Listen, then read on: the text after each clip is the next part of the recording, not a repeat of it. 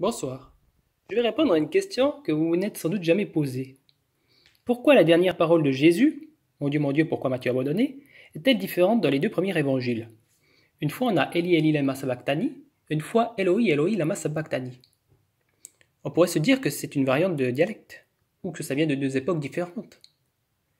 Mais en cherchant dans un ouvrage de référence sur les dialectes de l'araméen, j'ai vu que Eloi était en fait une forme araméenne mais qui avait subi une altération sous l'influence de l'hébreu. En araméen, mon Dieu se dit Elahi. Le changement en haut, c'est l'influence de l'hébreu, lorsqu'il y a en El, avant ou après. C'est une variante qu'on trouve dans les manuscrits de la Mer Morte, par exemple. Or, Eli, qui est aussi de l'araméen, se trouve aussi dans ces mêmes manuscrits et montre qu'il s'agit d'une forme qui se trouve dans la même région. Comment je sais que c'est de l'araméen? Parce que la racine shavak, dans shavachthani, est araméenne. Alors, comment expliquer cela? Pourquoi deux mots qui voudraient dire la même chose auraient été exprimés de manière différente? Et justement, si on y réfléchit, et c'est mon hypothèse, c'est que ces deux mots ne veulent pas dire la même chose. Eli est polysémique. Il peut signifier autant mon Dieu que ma force. Ma force, pourquoi m'as-tu abandonné? Et donc, j'ai cherché dans les ouvrages chrétiens anciens, et je suis tombé dans l'évangile de Pierre sur la dernière parole de Jésus, sous cette forme-ci. Ma force, tu m'as abandonné. Dunamis, dunamis. Qui montre que, en tout cas cette parole, Élie a pu être compris comme ma force. Et dans un autre ouvrage, d'ailleurs dont j'ai oublié le nom, je suis aussi tombé sur une parole de Jésus sur la croix où il disait ma force.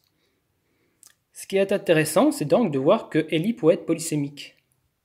En quoi ça nous concerne, vous allez sans doute me dire.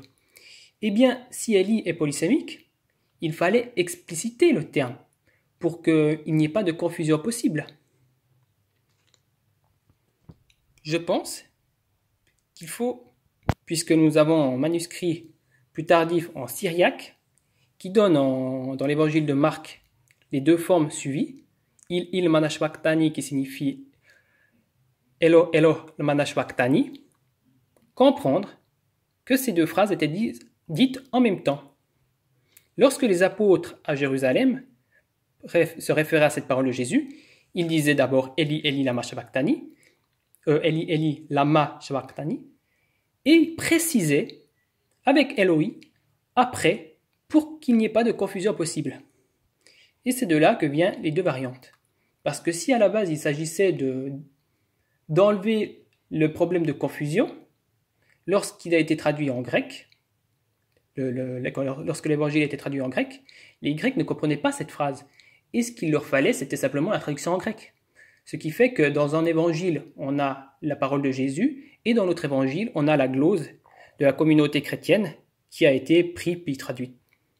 Ce qui est intéressant avec ça, c'est que ça peut servir d'argument pour montrer que l'Église primitive parlait en araméen. Puisque cette parole de Jésus a été expliquée en araméen. Et donc, ça donne aussi un argument supplémentaire pour dire que cette parole, Eli Eli lama sabachthani, Eli Eli lama sabachthani, est effectivement de Jésus.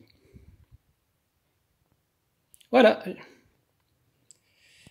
Si je fais des fois la confusion avec le mana, c'est parce que dans le syriaque, où on a les deux expressions côte à côte, on la prononce comme ça. Et donc, ça prouve que ça signifiait autre chose que simplement une variante dialectale parce qu'ils n'avaient pas besoin de répéter pour des personnes qui comprenaient le syriaque. À la prochaine!